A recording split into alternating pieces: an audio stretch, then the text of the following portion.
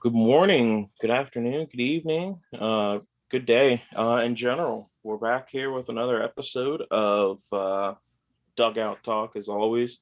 Cameron Lingle and Stephen Gossman are your hosts.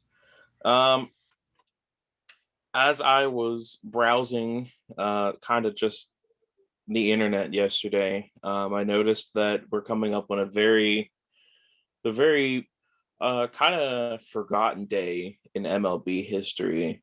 Today in 1920, 101 years ago, the American and National Leagues came together to outlaw some certain pitches that had been relatively popular in the decades prior, mainly the spitball, shine ball, and emery ball. That's one I have not actually Hmm. heard of. Um, so yeah, I guess I believe at the time they said there were 17 pitchers that used them primarily. So it was something that didn't really affect the league all that much. But I'm sure there were plenty of guys who, under the table would throw some here and there. And like I mentioned, there were 17 players who predominantly used these pitches. So yeah, 101 years ago, the spitball, the shine ball, and the emery ball were officially uh, banned, I guess. I think this is kind of around the time they started like specialty pitches because I know pitchers used to take sandpaper out to the mound to cut the ball down and um, sand it down pretty much so then they could have a better advantage. Hmm. Yeah, I mean, it makes sense that they would do that. And I know kind of back in those early days too, the ball would get super dirty. It'd be covered in mud all the time as the game went on because they didn't have the million supply of baseballs that they do now. Hmm. So it makes sense. It was probably a good thing that they did that. My day in history happened 50 years ago today in 1971. Former player Bill White became the first black play by play broadcaster in Major League history. WPIX TV hired White to team with Phil Rizzuto and Frank Messer on New York Yankees broadcasts. Again, Black History Month, I think, very fitting. Hmm. Um, is very, very cool of the Yankees to kind of lead the way in that. I can't think of many teams who, if any teams, who don't have an African American on their broadcast team to some degree, whether it's in the booth or whether it's a dugout reporter or even a post game, pre game host, radio host, whoever it might be. I think the Yankees really set the way there 50 years ago to make that happen. So good for them. Yeah, absolutely. All right. We do have a team to cover today. That would be the Chicago White Sox, a team from the south side of Chicago. They finished last year really strong. Last year was kind of their big breakout year. I know 2019 they had a respectable season, but they didn't really blow up, break out. They didn't even make the postseason. So I would determine last year as kind of being their big breakout year.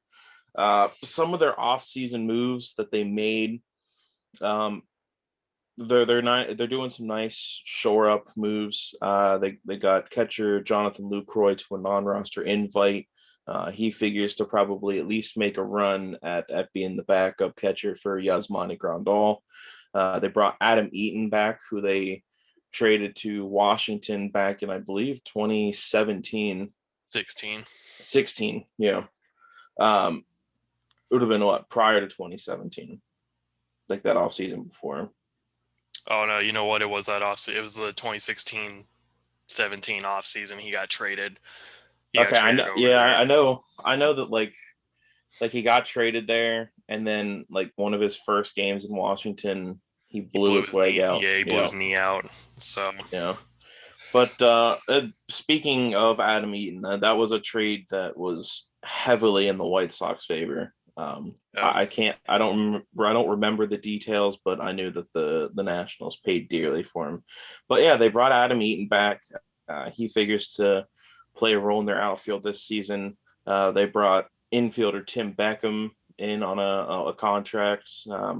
he's a guy who you kind of have to keep an eye on. Going back to his days in Baltimore, he figures to be uh, a decent right around 250 batting average, probably below that, but right around there.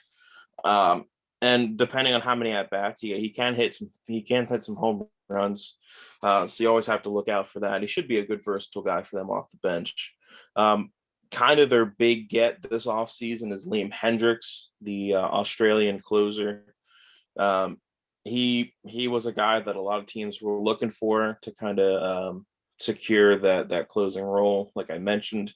And the White Sox were able to go the years and go the dollar amounts to bring him in, and he figures to more or less bolster that already good bullpen that they have there in Chicago.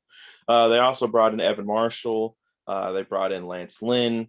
Both of those guys figure to also shore up their, whether it be bullpen or starting rotation. That'll be left to be seen. Just a couple of the notable offseason losses to this point. James McCann signed a big 4-year deal with the Mets. Nomar Mazara, which, like we just mentioned, we wouldn't be surprised. He should be finding a home here pretty soon. Um, yeah, he had a really down year with the White Sox, but this is a guy that hit like 490-foot home runs just as recently as 2 seasons ago down there in Texas. So I wouldn't be surprised if someone brings him in on a 1-year deal, maybe a non-roster invite, let him come in, prove what he can do. Alex Colomé is another guy. They lost him to Minnesota on a 1-year deal. Colomé might bite more than the White Sox may be willing to um, maybe willing to show. He was kind of an integral part of that bullpen, to say the least. Not necessarily like their main closer, or like the biggest or best of that bullpen, but he's got a good career ERA, and he has always kind of been, whether you go back to his days in Tampa Bay, he's always kind of been a good enough bullpen arm, and I was kind of surprised they didn't at least bring him back. Yeah, I was a little surprised about that too. I think you're right. The Colome departure might bite them a little more than they may think. Um, and this isn't to say that Liam Hendricks is a bad addition, because he has been one of the top closers in the league the last couple of years. So definitely, if they could get their hands on another reliever that can help bolster that bullpen, sure, go for it. But Colome was one of an underrated reliever in my opinion. I think, not saying that it was a bad move on the White Sox had to not bring him back, but it was a little surprising that they didn't try to bring him back. Um, and as far as the Adam Eaton signing, or Adam Eaton goes, I like that one a lot. I know when Eaton first came to Chicago, he hadn't really found himself with the bat yet, but I think since being in Washington, and even before in like his last year in Chicago, is in his first stint, he was starting to come around with the bat. But being in Washington, he figured it out, and now he's coming back a different player than he was. He just had a glove when he first arrived to the South Side in 2014, and Mm-hmm. now he's got a bat and a glove. Yeah. So I think he is an upgrade over Mazzara. As fun as it is to watch Mazzara hit 500-foot bombs, that's not really as valued anymore in the game. He's just not. Mm-hmm. He doesn't have the same tools that Eaton provides. So I think overall, I like what the White Sox have done, and also on Jonathan Lucroy, I actually think he will be on the opening day roster. I know he's kind of nearing the end of his playing days. I'm not sure how much longer he has. He's moved around a lot since Mm-hmm. he demanded that trade from Milwaukee to the Yep. Rangers. Back in 2016, he has really regressed. Hasn't been the same player. He's had a lot of different injury issues. Mm-hmm. I'm kind of curious to see if maybe the White Sox try to move him to first base, just to see if maybe his career can be prolonged a little bit. But I have a feeling it might be too late for that. Yeah. But I do think he'll be on the opening day roster. He's a non-roster invitee right now. I think he will make the team come opening day. It's just going to depend on how his production is. Um, Personally, I don't think he's a catcher anymore. I would think the White Sox would be served better for him to play first base.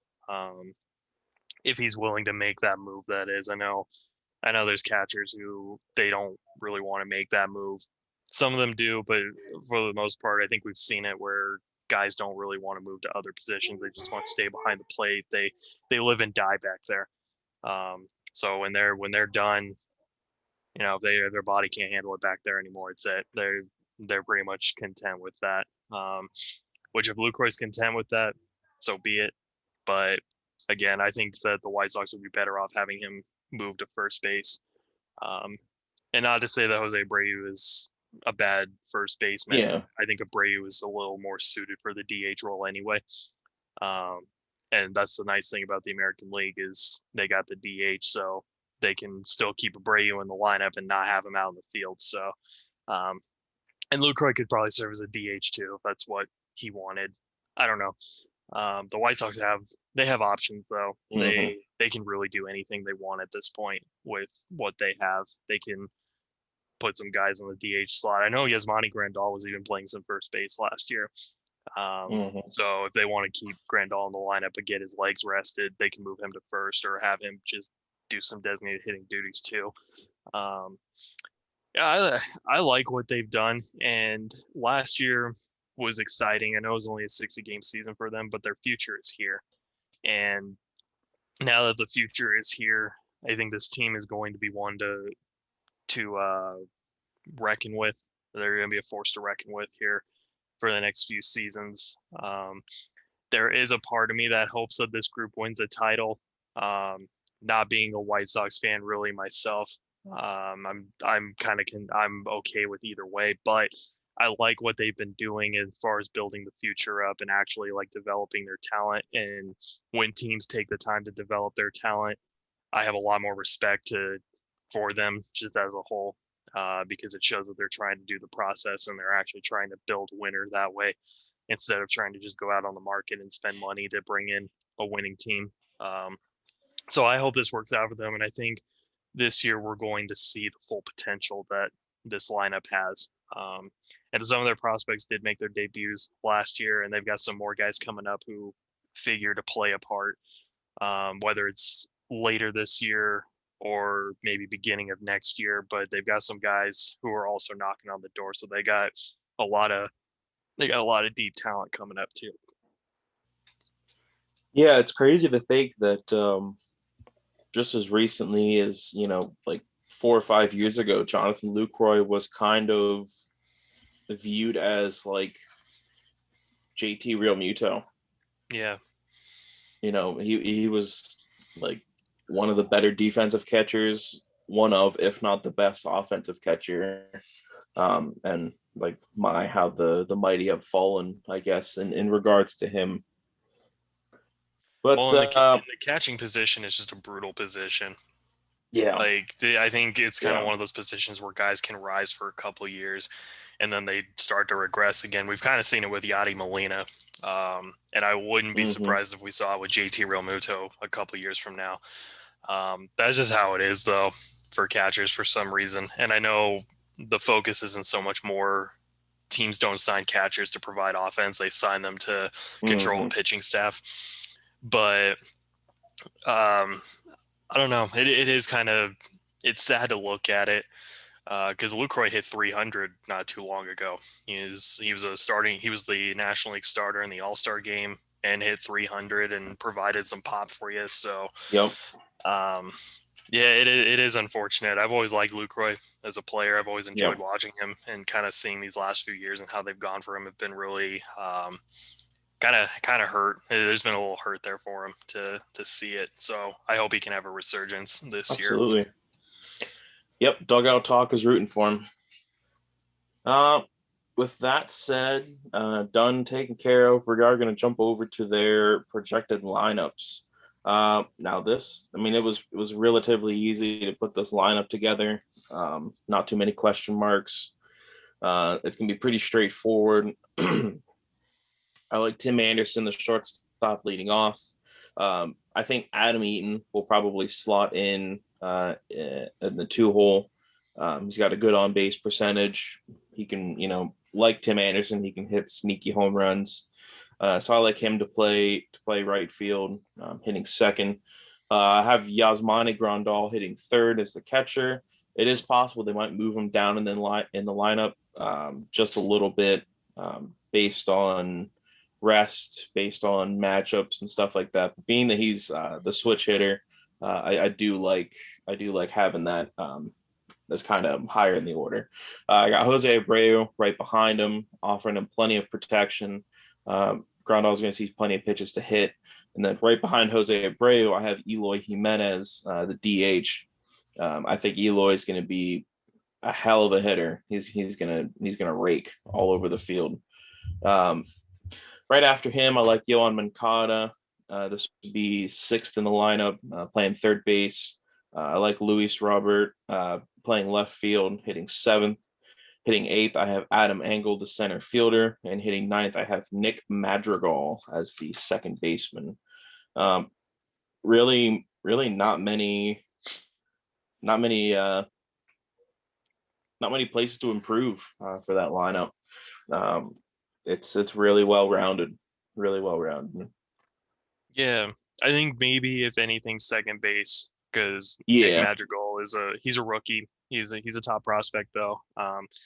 Maybe if the Sox see they need a little more time for him to develop, but I think that's a nice thing about picking up Tim Beckham and also having Larry Garcia.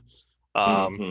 I think it's a nice thing Yep. there is they can fill that hole if they feel like Madrigal needs time. But I actually have the same, for the most part, the same guys in my lineup, just a little different. I think Adam Eaton's going to be the leadoff man. I've got him in right Hmm. field.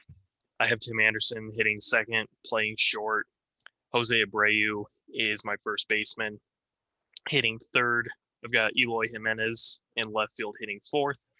Yohan Moncada, the third baseman, hitting fifth. Yasmani Grandal doing the catching, hitting sixth. Luis Robert in center field. And I've got him in center because he acts like a center fielder. I'll get Okay. into that. I'll get into that in a second. But I've got him hitting seventh. I got Jonathan Lucroy as the DH on opening day and hitting eighth. And Nick Madrigal, I've got him playing second and hitting ninth. The Okay. thing about Luis Robert, and you can go on YouTube and watch some of these videos, they put him in a Hmm. corner outfield spot or they put him in center field.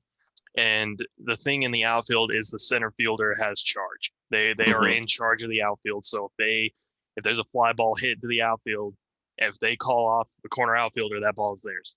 Yep. Okay. Luis Robert, there were some games he played in center field last year, and maybe this is just because he was a rookie and doesn't completely understand the full. Well, I'm not gonna say understand, but maybe he's just trying to show off a little bit his rookie Mm, status and just wanted people to see how great of a player he is.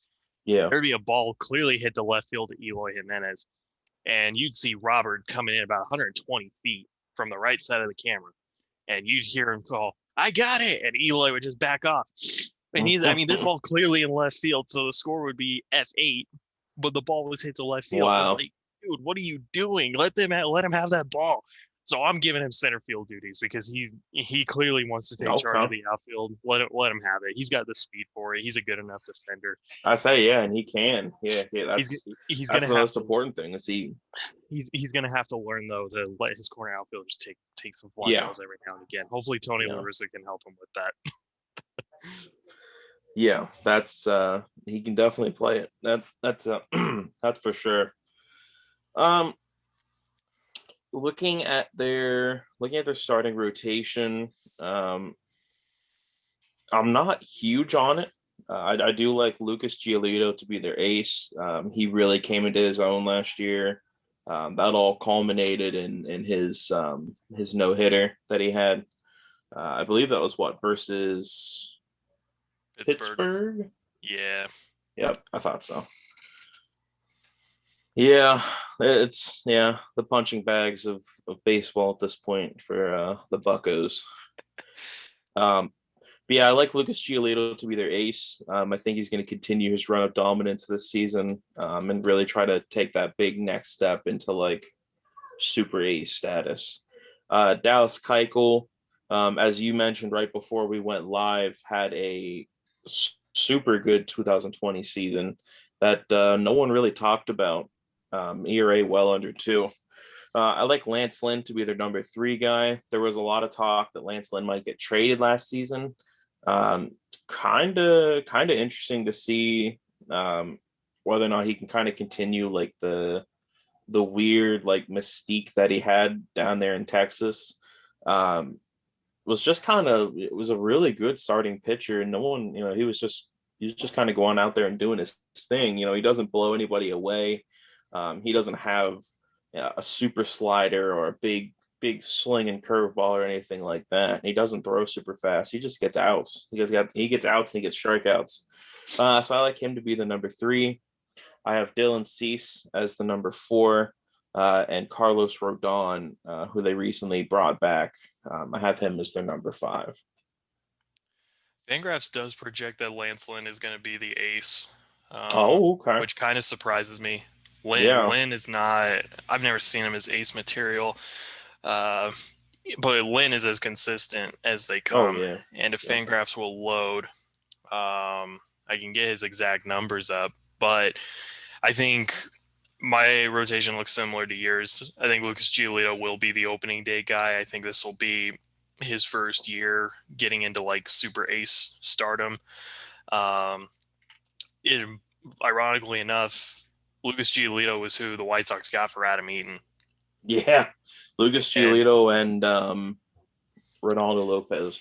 yeah, Ronaldo Lopez. And now Adam Eaton's back with the club. So that's funny how that 360 happened. So Lucas Giolito, got him as the number one. Dallas Keuchel got him as the number two. And like you said, no one really talked about the season he had last year. He was really a big part of why the White Sox even made the playoffs to begin with. Mm-hmm. That was a sneaky good signing on their part. Um, he kind of refound himself in Atlanta the year before, but then last year it seemed like everything came back together, like his Cy Young year in 2015 with the Astros. So I got him as the number two. Lance Lynn, I have him as the number three. And let's see if Fangraphs finally loaded. Maybe not. Oh, there we go. Okay, so Lance Lynn, just to kind of put this into perspective, in his first full season in 2012, he won 18 games with the Cardinals. That's his best. That's his career best. Only one time in his career has he recorded an ERA above 4 in a season, and that was Wow. between two teams in 2018, Yeah. with the Cardinals Yeah. and the Rangers. That's the Oh, only okay. time. That's the only time he's done it. Hmm. And if I can find his actual stats, which it doesn't look like they're going to load. That's okay though. But that's the only time he's recorded an ERA above 4 in a season. Um, he had 1 year where he recorded an ERA below 3, and that was in 2014. He went 15-10 with the Cardinals that year. But other than that, he's hovered right around the 3. He has a career ERA of 4 point, or I'm sorry, he's a career ERA of 3.57 Mm-hmm. lifetime. And you look at his K per 9, it's about 8.93. So he averages about 9 strikeouts, 1 strikeout per inning, give or take. And he doesn't give up a lot of homers either. Mm-hmm. Per 9 innings, it's 0.85 according to Fangraphs right now. So it's maybe one home run every 2 starts. And he's got a ground ball percentage rate of 43.9. So he's not he's as neutral as they come as far as Oh, like a yeah. ground ball and a fly ball pitcher. He gets both, and he gets strikeouts too. So Mm-hmm. he's as well rounded as they come. And like you Yep. said, he's not that hard of a thrower, but he's not really ace material at the same time. He's a really good 2 or 3 to have in your Yep. rotation, Exactly. um, to give you that balance. So I like him as the 3. Dylan Cease, I got him as the number 4. I'm not sure how Michael Kopech's Tommy John surgery recovery has gone. Mm-hmm. I think he did pitch somewhat last year, but I've got him as the 5, and I got Carlos Rodon as the 6 right now. But I think Rodon Okay. is going to see more time in the bullpen Yeah. than in the rotation necessarily. Yeah, it'll be interesting to see. Like Carlos Rodon, not too long ago was kind of viewed not as a big time prospect, but he was viewed as a um, relatively valued prospect, to say the Right. least. He's a lefty, which will just add to that bullpen, or sorry, add to that rotation even more. Um, I'm rooting for him. Hmm. It'd be nice to see. Rodon in his career to this point has not been good. Yeah. This is a guy who usually hovers around a 5+ ERA, season in and season out. So it'll be interesting to see what they decide to do with him. How does your bullpen look? How do you have your bullpen set up?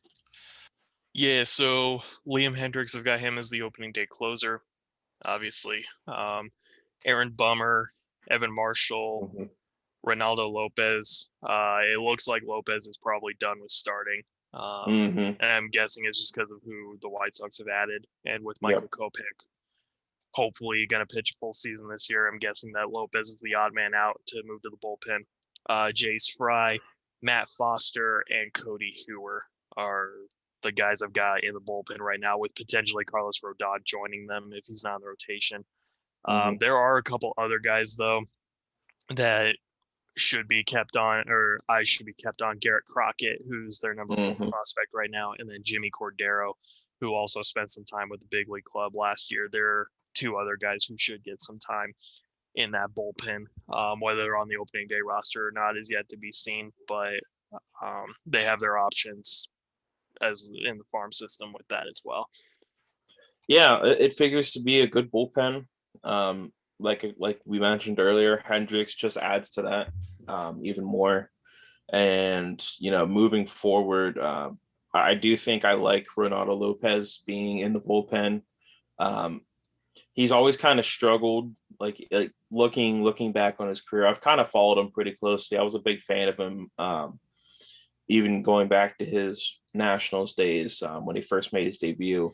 I've done nothing but root for the guy. So seeing his career starts, without having the numbers right in front of me, he's always kind of been a guy who you absolutely had to avoid sending out there for the third time through the lineup. Um, I know that stigma doesn't really ring true for every starting pitcher. There are some guys who actually have better numbers once they face a lineup the third time. But in Lopez's case, yeah, he was always someone who you couldn't really trust much more than 4 or 5 innings. So I see him as a long relief guy, emergency starter, and just kind of start to round out his repertoire as a bullpen arm. Yeah, I agree with that. I just briefly scanned over his numbers. Mm-hmm. His walk rate Yeah. per 9 is not pretty. It's about No. 3.5 career. Yeah. Last year was a 5.13. Um, so yeah, I think Lopez is probably better suited to be in the bullpen now, which is unfortunate because I know he was really highly touted to be an everyday Mm-hmm. or to be a perennial starter. I know that's Yeah. what teams were looking at him, and I know that's how the White Sox were viewing him when they acquired him. So it is unfortunate that it hasn't worked out. But if he can be a super bullpen piece for them, I think that's just as good. We've talked about it a little bit on our shows how guys who were supposed to be perennial starters didn't work out, but they moved to the bullpen and they just kill it. Uh, Yep. so I'm hoping it works out for Lopez being in the bullpen, and maybe that'll give him a chance to really show what he's capable of. Yeah, absolutely. Another guy to keep your eye on is Aaron Bummer. Mhm. He's another one of those. He's kind of almost becoming like their new Nate Jones. Like Nate Jones was there for years and years, and he always put up like really good numbers, but just kind of never really got recognition for it. I kind of see Aaron Bummer playing into that role a little bit. Yeah, if he's good enough, teams are going to go out there when they see him Oh and go, yeah, oh, bummer. Yeah, See what I did there? yeah, he's got his nickname right there in his name. I'm sorry, I won't do that again. That was bad. That was cheesy. Hey, we're amateurs. We gotta make amateur jokes. Fits right in with That's us. that's All right. that's the that's the uncle coming out in me. Yeah. Yeah. All right. Looking at a couple of their, I mean, obviously their farm is considered one of, if not the best in baseball. Um, Definitely top five, maybe even top three, top two. Um, it starts right at the top with a guy like Michael Kopech, like we've been talking about a little bit. He's an absolute flamethrower. He can strike dudes out with no real effort. Obviously, is coming off about a Tommy John.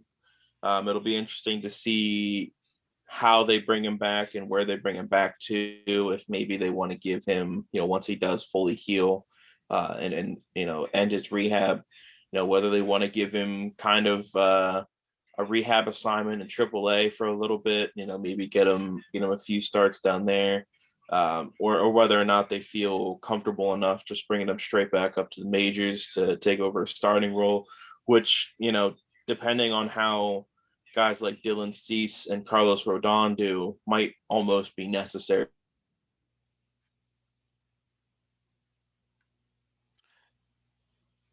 Yeah. Um. So I don't know. I guess you cut out there for a Yeah, second. I must have. All right, we're good though. Yeah. Stupid internet. Yeah. um. Quick note on Garrett Crockett. I just Mm-hmm. looked this up. I had to look it up because something in my brain was like, wait a minute. There's no way that he hasn't been around the league very long. He was Yeah, drafted yeah. he was drafted number 11 overall last season and made his major league debut. So he hasn't Yep. seen any minor league time. Um, None. we were talking about that with someone. Was it Chris Bubik yesterday? We were talking about that. Yeah. Yep. Yeah, Chris Bubik hasn't seen anything. He went from single A to major leagues. Yep. Rocket just went straight to major leagues. So it'll be interesting to see what they do there. But I'll let you continue since you cut out. Yeah. Yeah. I'm not. I don't know what that was about, but yeah.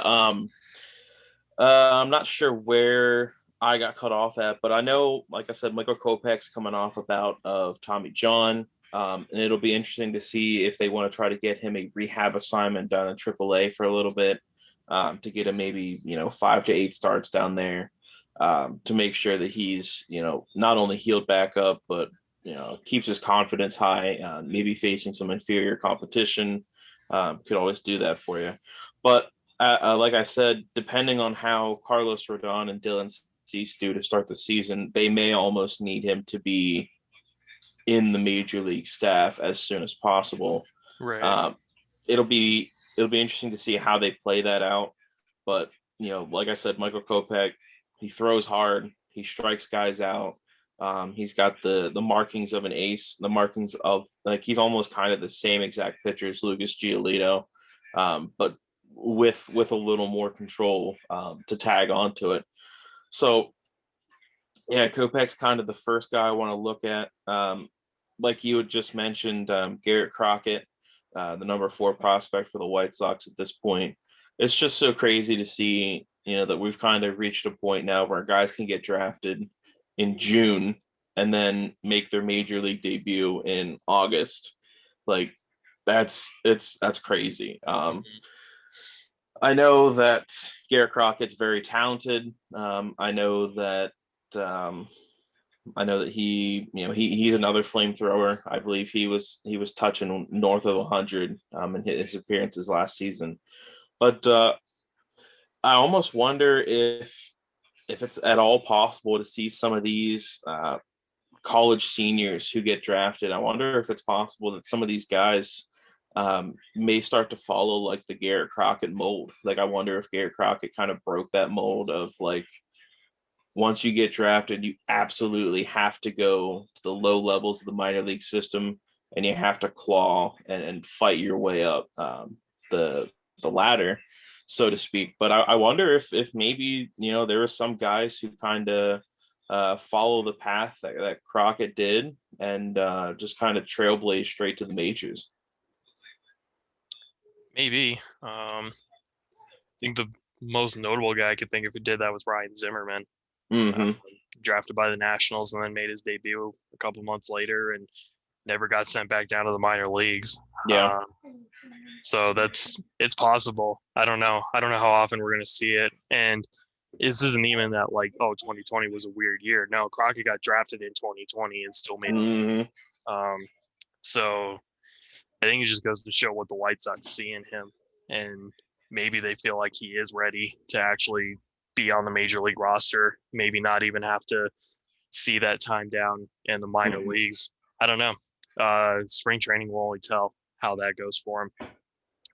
A couple guys I have my eye on. Their number one prospect, Andrew Vaughn. Hmm. He's in advanced single A right now, but he's he did really well in 2019 across three levels of minor league ball. In 55 games, hit 278. He only hit 6 homers, but I think he's going to be more of a power hitter. I think as time goes on.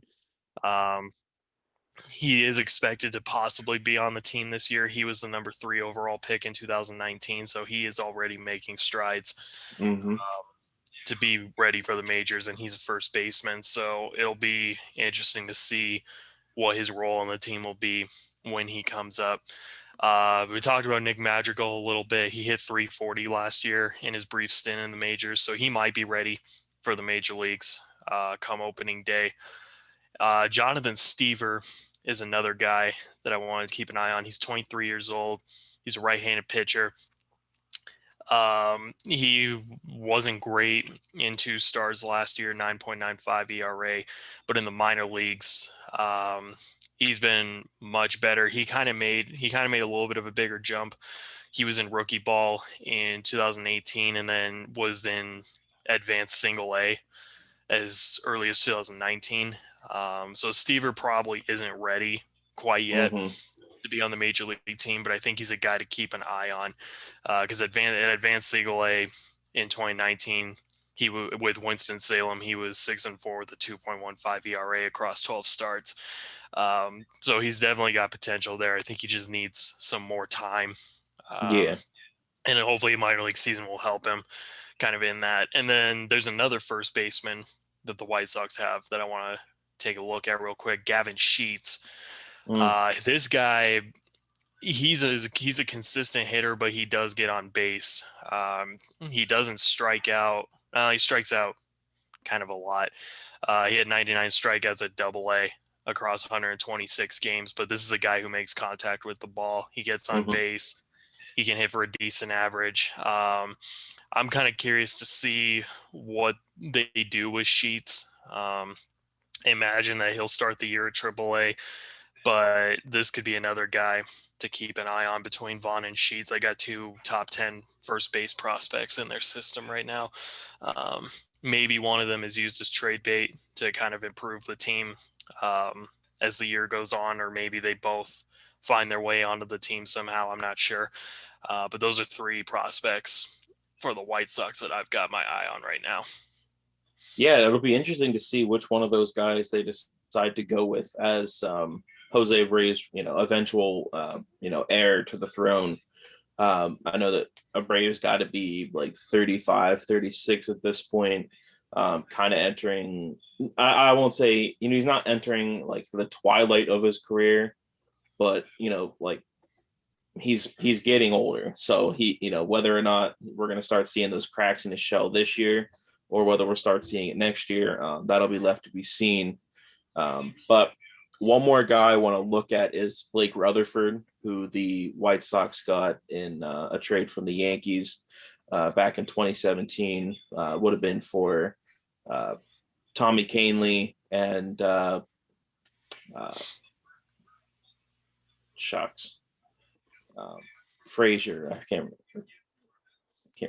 His first name doesn't come to mind at this moment. But it'll be interesting to see kind of how Blake Rutherford continues his development. He's always been known as a high on base, high batting average, kind of sneaky speed, with maybe a little bit of pop mixed in there. So it'll be kind of interesting to see how his development continues as well. Mm-hmm. Jose Brady was 34. 34. He's Okay. 34. Okay. He's getting up there though in Yeah. age. He didn't debut until he was 26. Yeah. Yeah. He's kind of a late bloomer, but he also defected here from Cuba, so Yep. it makes sense. Do you have his contract up in front of you? I can pull it up real quick here. Let me He's see. didn't he just sign a extension relatively recently? Could have sworn he did. Let's see. According to Spot Track, he will be a free agent in 2023. So he's got Okay. 2 more years left 2 more years. on his deal.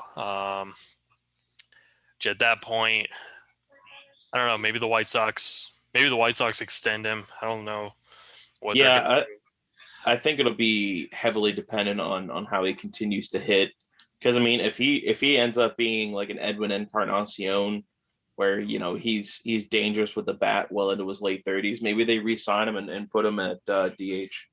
Yeah, and I think it's gonna depend on how Vaughn and Sheets Yeah, develop too yeah, before they make a decision there. So uh, we'll see. I think Abreu's been really the face of all of this since the White Sox have tried to make a yeah, contender. So it will be interesting to see kind of how everything goes for the next couple of years for this team. yeah. Absolutely, absolutely. All right, we got it through. Got through another show. Win projections. Oh shoot, I was like, man, I feel like we're done kind of early. Yeah, win projections. I think the White Sox, they have a floor of 90. I think they have a ceiling of 98, 99. I don't know that I would give them 100 wins, but I think anywhere between 90 and 99 wins. They're definitely a 90 win team for sure. And if there's any team in the AL that's going to give the Yankees a run for their money for that number one seed, it'll be the White Sox. Yeah, I can definitely see that. I think the only thing I'm concerned about is kind of seeing how this team does in a full 162. Yep. Yep. Because I know kind of towards the end of last year, they were in the division lead and then they ended up getting the seventh Mm-hmm. seed in the playoffs. I'm going to say their floor is probably 85 right now, the Mm-hmm. ceiling 95. Okay. I do think they're going to give a lot of teams a run for their money. And I do think they're the best team in the AL Central right now. But it's kind of like what I said with the Royals yesterday. The AL Central, as competitive as it is, it's also up for grabs. Anyone could take it.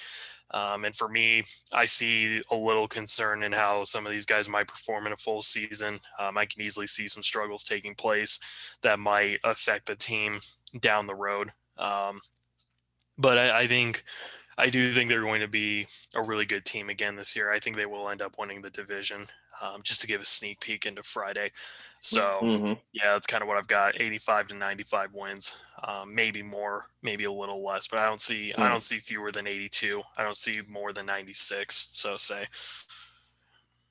Awesome. Yeah. Yeah. I mean, they should be right in that area. Yeah. I think their biggest need is going to be one more solidified starting pitcher. I think if they can get a 3 or 4 guy who can just kind of slot in and essentially get Carlos Rodon out of there, as much as I'd love to root for him, he really hasn't given any reason to show that he's going to be a long-term effective pitcher for the White Sox in the rotation. So I think definitely I would say before the trade deadline. Like if you wait until the trade deadline, it may almost be too late, and the Twins may be too far ahead of you. So Right. I think June at the latest, the White Sox should try to pick up a starting pitcher via trade, and maybe they use either Sheets or Vaughn to kind of start a package around that. Um, but yeah, that's kind of a necessity in order for them to reach like high 90s in terms of wins. I agree with that. I think that if they have a golden opportunity in front of them, they have to jump on it Hmm. before it's too late. Unless if they feel like the rotation is going to hold them through Yeah. and get them through the season. But I think the rotation is going to be their biggest asset that they're probably going to need to improve down the line. But we'll see. We'll see how things go for them. I do think that the team has a bright 2021 ahead of them. Hmm. it'll just be kind of interesting to see how everything comes together over time. Yeah, absolutely. All right. Now we got through another show. Um, as always, want to thank you guys for showing up, showing out, just supplying some love for us. We appreciate it. We appreciate you guys a lot. Just seeing us on social media, seeing us on on the YouTubes and the Facebooks and the Twitters. Yeah, we really do appreciate it. Absolutely. What is the Instagram handle that It should be Doug at Dugout Talk is what at it should Dugout be. Talk? All Yeah. right. So we are on Instagram now, as Cam said yesterday. Be sure to follow us there at Dugout Talk. YouTube channel is Dugout Talk. Facebook page is also Dugout Talk. The username though is at Real Dugout Talk. Hmm. Because there are multiple Facebook pages. So type in the Yeah. username at Real Yeah. Dugout Talk and you should find us. Twitter handle is at Dugout Talk 1. And if you Yeah. want to follow us personally on our Twitter pages, my Twitter handle is at BossGoss22. The O's are zeros. And then Hmm. for Cam, it's at Victory1832. Yep. And like I said earlier, that's also my PSN. If you guys never want to do any gaming with like a big name celebrity on the YouTubes. Yeah. But yeah, like I said, on Facebook, there's like some if you just type in Dugout Talk into the search bar, it'll bring up a list. We should be at the top or near the top of that list, being that we're like the most active. There's like two other pages that share the name Dugout Talk. One of them is Doug space out space talk, and it's about sports in Botswana. It hasn't been active for several years. And then there's another one that's just a generic Facebook page that's been made. No content's ever been added to it. So if you search Dugout Talk, you'll see our profile picture that we have for YouTube and for Twitter, and then you'll see us right away. Fantastic. Cool. Well, that's going to do it for us. We're going to break down the Cleveland Indians tomorrow. They also tied the White Sox for technically Hmm. second in the division, but we're going to break them down tomorrow. And by the way, this is the last year of the Cleveland Indians name franchise. Yeah. They're going to get a new name, so I think later on in the year we'll kind of do a poll and see what you all think should be the new team name. Who knows? Maybe tomorrow we'll do it just for the Yeah, heck of it. could. Yeah, we could. We'll put a poll on Twitter and Facebook and see what you all think. Hmm. Um, with that said, thank you again for being with us. We hope you enjoyed today's episode. Be sure to share this with your friends, neighbors, family, the Yeah. barista at your favorite coffee shop, Yeah. whoever you can think of. Until then, see you tomorrow. See you guys.